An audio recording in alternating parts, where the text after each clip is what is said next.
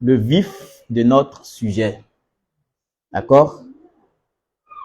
On va parler comme prévu aujourd'hui de la terre d'Israël qui est en Afrique. D'accord? La terre d'Israël est en Afrique. On va démontrer à travers ou à partir de la Bible, de l'Ancien Testament, on va démontrer que effectivement, la terre d'Israël est en Afrique, mais pas en Asie, pas en Palestine, comme on nous le fait, ou on nous l'a fait toujours croire. Et même quand tu prends la carte du monde, tu vois Palestine, tu vois Israël. En réalité, c'est pas là le territoire d'Israël. D'accord? Qu'est-ce que, d'entrée de jeu, je vais dire? Je dirais que pratiquement tout ce que les Blancs, les Occidentaux nous ont appris, que ce soit à l'école, que ce soit dans la religion, notre histoire, à 90% est faux, que ce soit ce qu'on a appris à l'école.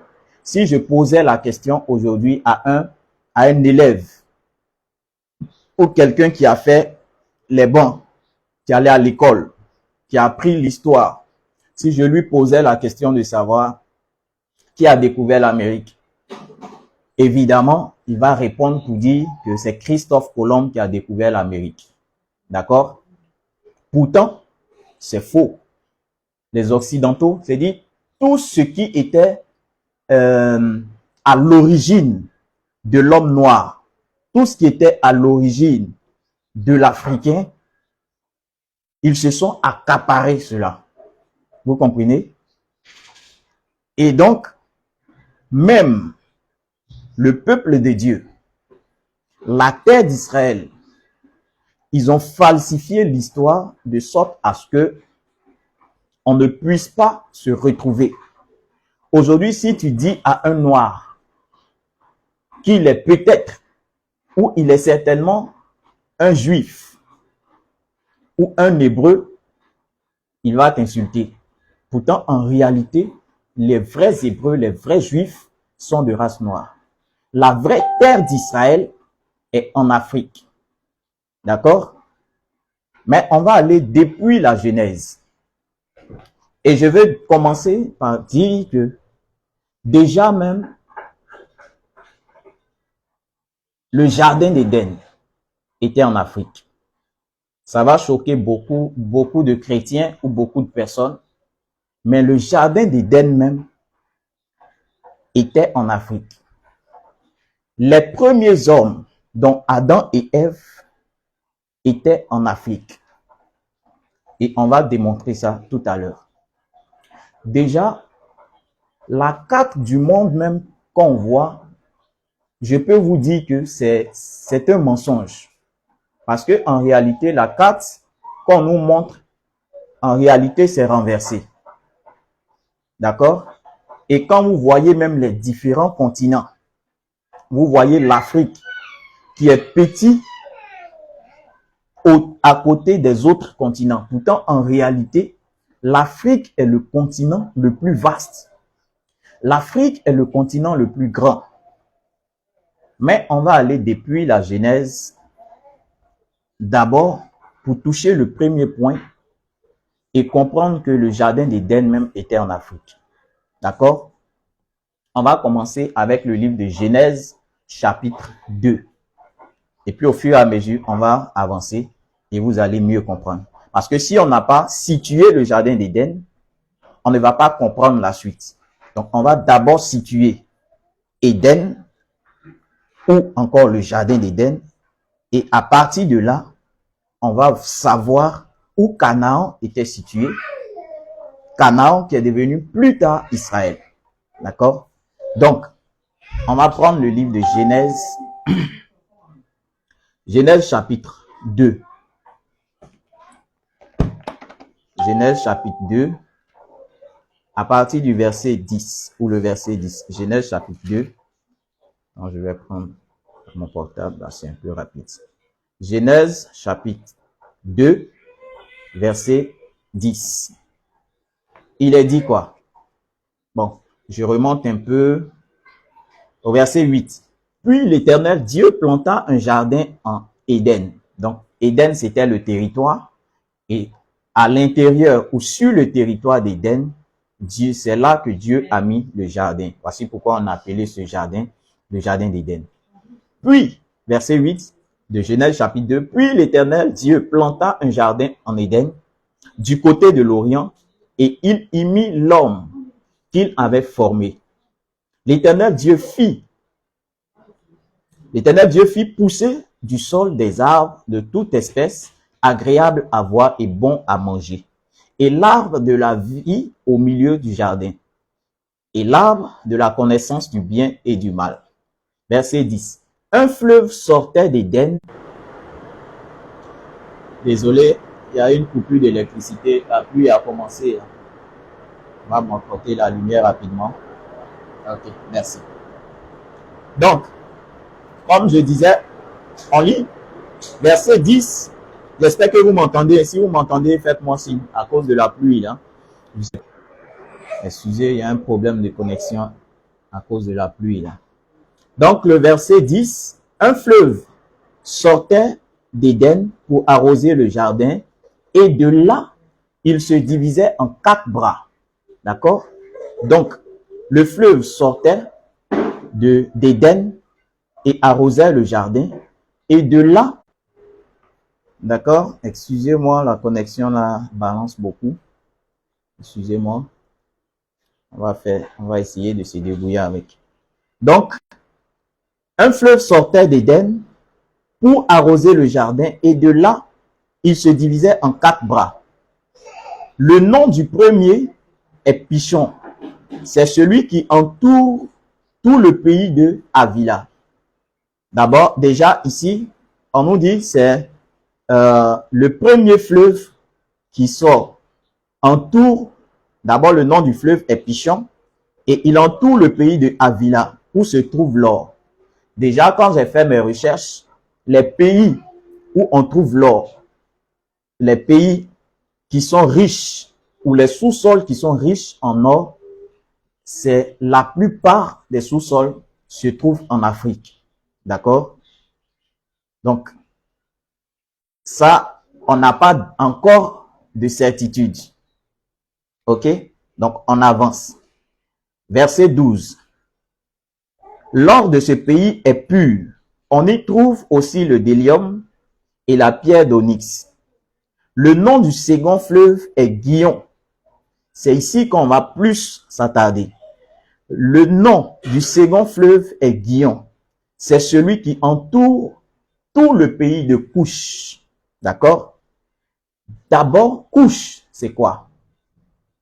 On sait que Noé a eu 3 enfants. Il a eu Sem, Cham et Japheth. D'accord? Et après le déluge, il n'est resté que les 4, c'est-à-dire Noé, ses 3 enfants, et leurs femmes. Donc, ils étaient au total 8 personnes. Ce sont eux qui ont repeuplé la terre. Et parmi ces enfants, les enfants de Noé, il y avait Cham, qui a eu 4 enfants, dont Canaan, Pout, Couche et Mizraïm. D'accord? Donc, prêtez bien, si vous ne prêtez pas bien attention, vous n'allez pas bien comprendre ce qu'on est en train de dire. Donc, parmi les enfants de Noé, il y avait Cham. Cham qui avait 4 enfants, c'est-à-dire Canaan, Pout, Couche et Mizraïm. C'étaient les 4 enfants de Cham. Ce sont eux qui ont peuplé l'Afrique. Et il y avait Sem. Sem qui est le père des Sémites ou des Juifs ou des Hébreux. D'accord? Et il y avait Japheth. Donc, je vais plus m'attarder sur Cham. Donc, Cham ayant 4 enfants, c'est-à-dire Canaan, Pout, Couch et Mitzraïm, ce sont eux qui ont peuplé l'Afrique. Et donc, je vais vous montrer certaines images et des illustrations pour qu'on comprenne mieux. Donc, j'essaie un peu de vous montrer une carte de l'Afrique pour vous montrer un peu où Couch est situé sur la carte de l'Afrique. Parce qu'on dit, je reprends le verset 12, on dit, lors de ce pays, bon, le verset 13, on dit, le nom du second fleuve est Guillon. C'est celui qui entoure le pays de Couch. Quand on prend la carte de l'Afrique, voici la zone où Couch est venu s'installer. Donc, si vous regardez sur l'écran, vous allez voir où Couch est venu s'installer, dans la zone de l'Éthiopie et du Soudan. D'accord? Dans la zone de l'Éthiopie et du Soudan. C'est là que Couch s'est installé. Vous voyez très bien? Ok. Donc, on dit que le fleuve, d'accord? Le fleuve Guillon entourait le pays de Couch. Déjà, je vais vous montrer une carte où il a été représenté que les fleuves en Afrique. Si vous regardez ici, j'espère que vous voyez très bien. Tous les traits que vous voyez, ce sont les fleuves en Afrique. D'accord? Donc, vous allez remarquer que tout cet espace-là est vide. Là, c'est le désert, le Sahara. Et partout où vous voyez les traits, ce sont des fleuves. Et on dit au verset 13 que le nom du second fleuve était Guillon, et c'est ce fleuve-là qui entoure le pays de Couch. Donc, le pays de Couch est quelque part là, d'accord, dans la zone du Soudan et de l'Éthiopie, d'accord, dans cette zone-là. Maintenant, si vous regardez tous les fleuves en Afrique, aucun fleuve ne traverse l'Afrique jusqu'à entrer dans l'Asie. D'accord? Tous les fleuves s'arrêtent en Afrique. Et le fleuve qui va plus loin, c'est le Nil. Si vous regardez, c'est le Nil qui est long. Il part depuis quelque part là, donc depuis le Congo jusqu'à en Égypte. D'accord? Mais vous allez remarquer que aucun fleuve ne traverse l'Afrique jusqu'à entrer dans l'Asie. Vous comprenez? Donc déjà, on comprend déjà ici que toutes les localisations des fleuves sont forcément en Afrique et pas quelque part d'autre.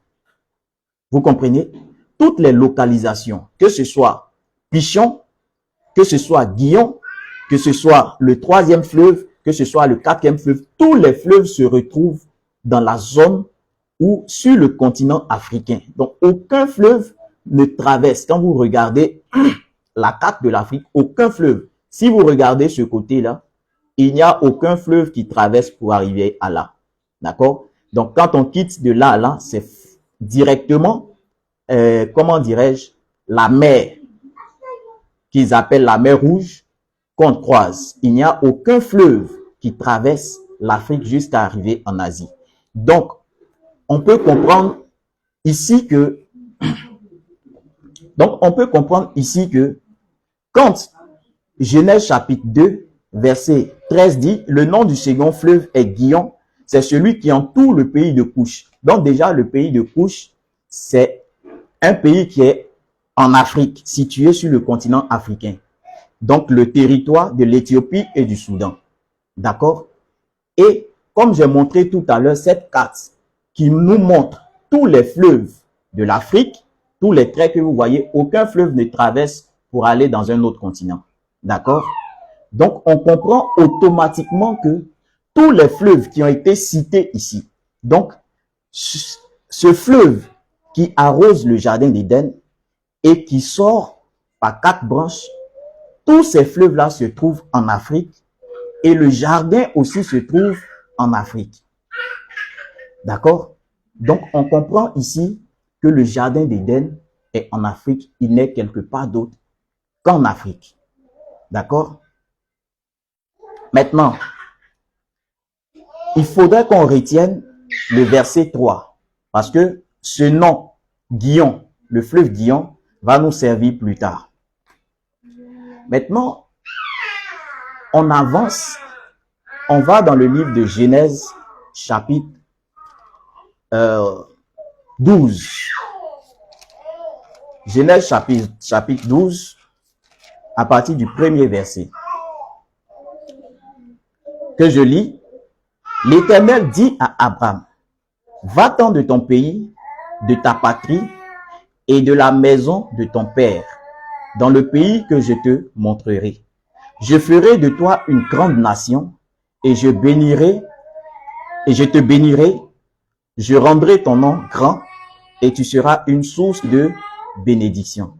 Donc, Dieu va demander à Abraham de quitter son pays, de quitter la maison de son père pour aller où Dieu allait lui montrer. D'accord? Et plus tard, quand on lit, effectivement, Abraham a quitté sa maison. Et pour l'instant, ici dans Genèse chapitre 12, à partir du premier verset, on ne sait pas la localisation de la maison du père d'Abraham. D'accord? Mais on va savoir où Abraham est allé s'installer. Donc, Dieu va dire à Abraham de quitter la maison de son père pour aller où Dieu allait lui indiquer. C'est là que Dieu allait le bénir. D'accord? Donc, verset 4 de Genèse chapitre 12, on dit Abraham partit comme l'Éternel le lui avait dit et Lot partit avec lui. Abraham était âgé de 75 ans lorsqu'il sortit de Charan. Abraham prit Sarai, sa femme, et Lot, fils de son frère, avec tous les biens qu'il possédait et les serviteurs qu'ils avaient acquis à Charan. Il partit pour aller dans le pays de Canaan. D'accord? Donc, quand Dieu va demander à Abraham de sortir de Charan, c'est-à-dire du pays de son père, c'est à Canaan que Abraham va aller s'installer. Donc, c'est Canaan qui va devenir plus tard, d'accord, Israël. Avec, comment dirais-je, l'histoire du peuple d'Israël qui était en Égypte. Parce que quand Abraham est venu s'installer à Canaan, c'était toujours Canaan. Et quand on lit le verset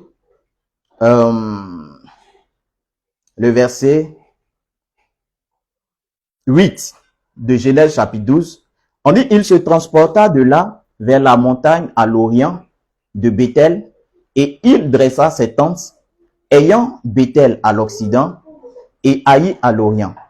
Il bâtit encore là un autel à l'Éternel et il invoqua le nom de l'Éternel. Abraham continua ses marches en s'avançant vers le midi. Déjà, ces notions-là, on parle d'Orient, on parle d'Occident, on parle de midi, c'est quoi? Il faudrait que nous ayons d'abord cette notion-là. L'Orient, c'est quoi? L'Occident, c'est quoi? Le midi, c'est quoi? Le septentrion, c'est quoi? D'accord? Donc déjà, quand on parle dans la Bible de septentrion, c'est le nord. D'accord? Quand on parle du midi, c'est le sud. Quand on parle de l'Occident, c'est l'ouest. Et quand on parle de l'Orient, c'est l'est. D'accord? Donc, retenons d'abord cette notion-là parce que elle va nous servir. Ces notions parce qu'elles vont nous servir. D'accord? Donc, on dit que Abraham continua ses marches en s'avançant vers le midi. Donc, quand il a quitté Canaan, on dit il s'avança vers le midi. Donc, il a continué sa route vers le sud. D'accord? Et Abraham descendit en Égypte pour y séjourner. Car, d'accord, car la famine était grande dans le pays.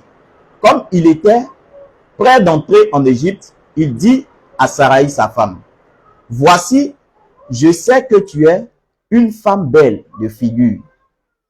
D'accord? Je sais que tu es une femme belle de figure. Donc, je vais essayer de résumer pour ne pas tout lire. Donc, où Abraham était, il y avait la famine. Donc, ils ont fui pour aller en Égypte.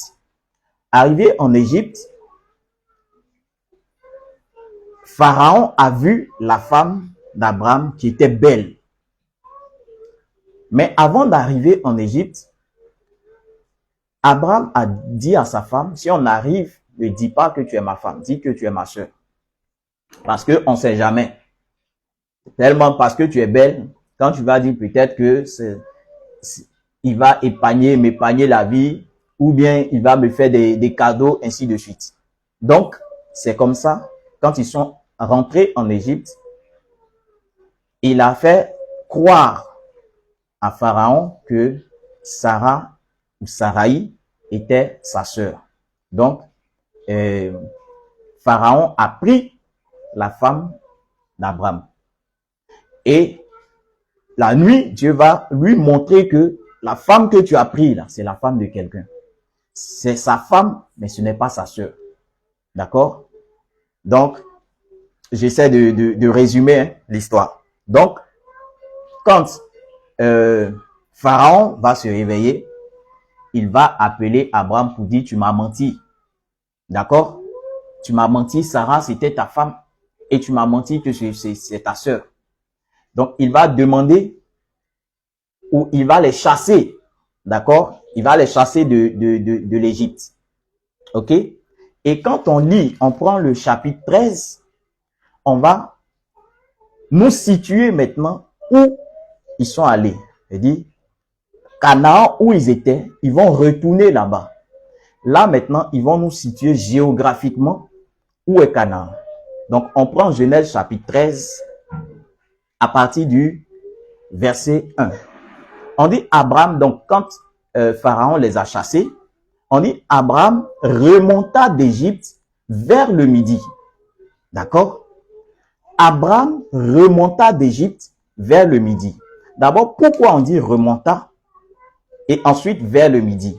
Déjà, j'ai dit que le midi, c'est quoi? C'est le sud. D'accord? Donc, on va voir une carte de l'Afrique pour voir un peu où est le sud, c'est-à-dire le midi, où est le nord, ainsi de suite.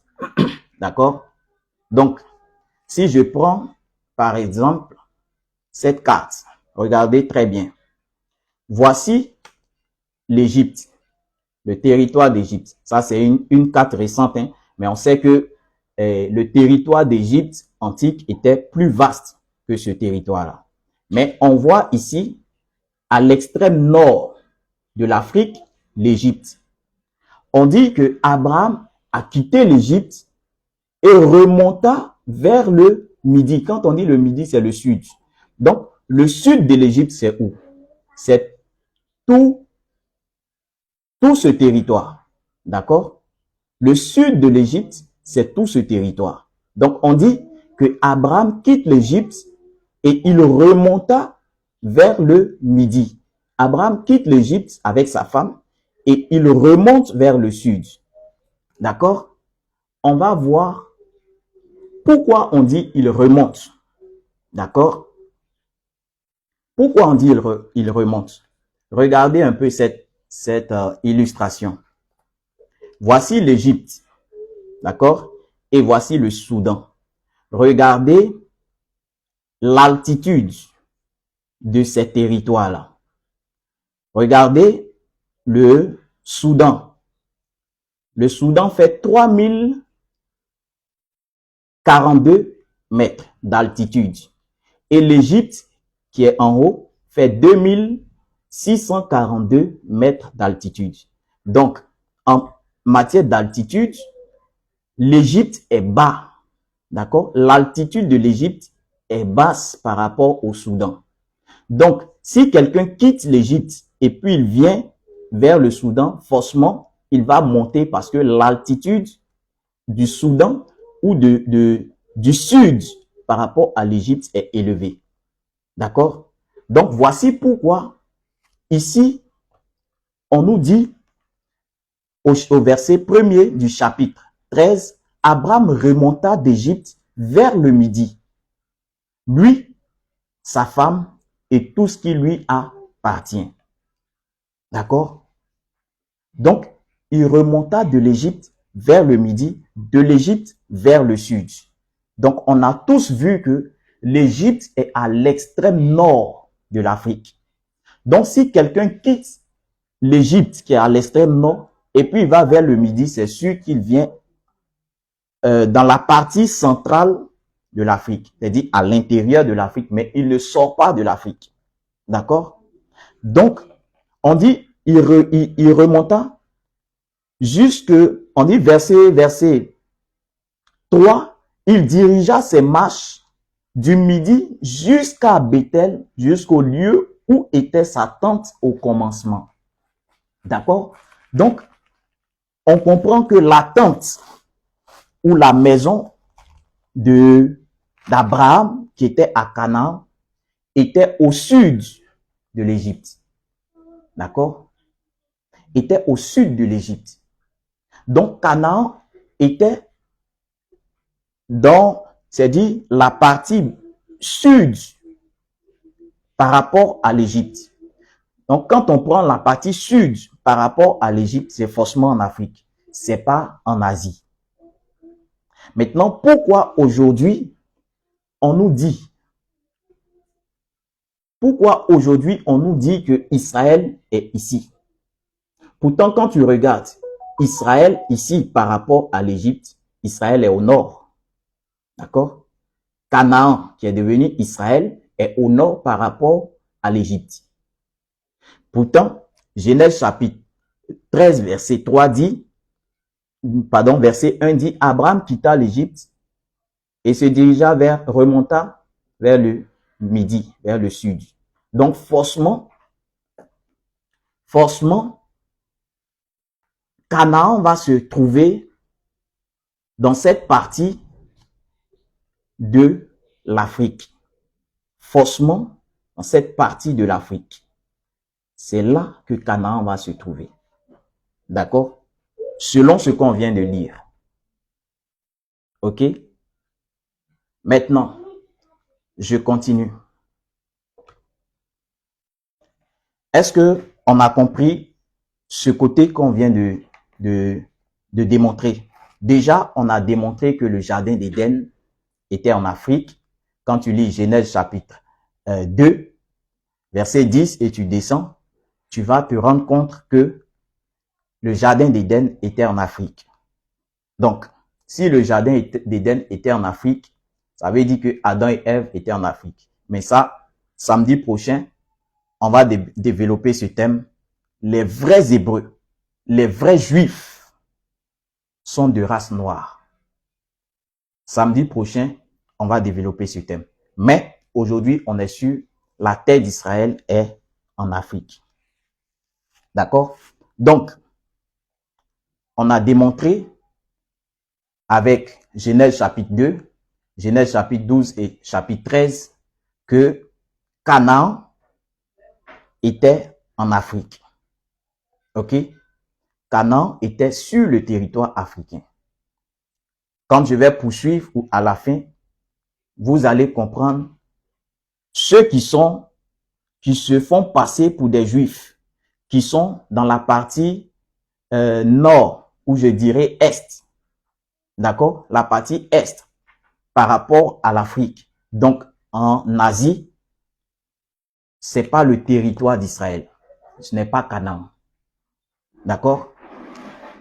Maintenant, on sait que plus tard, le peuple d'Israël s'est retrouvé en Égypte. Parce que l'Égypte et Israël sont deux pays frères. D'accord? sont deux nations sœurs. Quand il y a un problème en Israël, ils fuient toujours pour aller en Égypte, pour aller se réfugier en Égypte. C'est aujourd'hui où, avec le christianisme, on nous fait croire que l'Égypte est l'ennemi d'Israël. Non. L'Égypte n'a jamais été ennemi d'Israël. Et quand on va poursuivre, vous allez vous rendre compte, parce qu'on nous a toujours dit que le peuple d'Israël a fait 400 ans d'esclavage en Égypte. Ça encore, c'est faux. Le peuple d'Israël n'a pas fait 400 ans d'esclavage en Égypte, parce que quand les frères de Joseph ont vendu Joseph en Égypte, il est devenu plus tard premier ministre, et il y avait la famine là où Jacob était avec ses enfants. Il dit où les frères de Joseph étaient,